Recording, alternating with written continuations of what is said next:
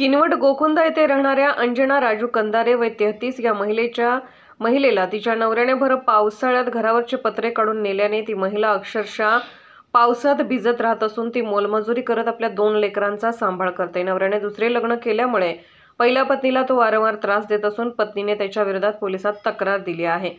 दिनांक 16 जुलै रोजी रात्री 8 वाजण्याच्या सुमारास माझा नवरा राजू कंदारे हा दारू पिऊन तू माझ्या घरातून निघून जा म्हणत मला शिवीगाळ करीत तू माझ्या घरात राहू नको म्हणत लाथाबुक्क्याने मारहाण केली।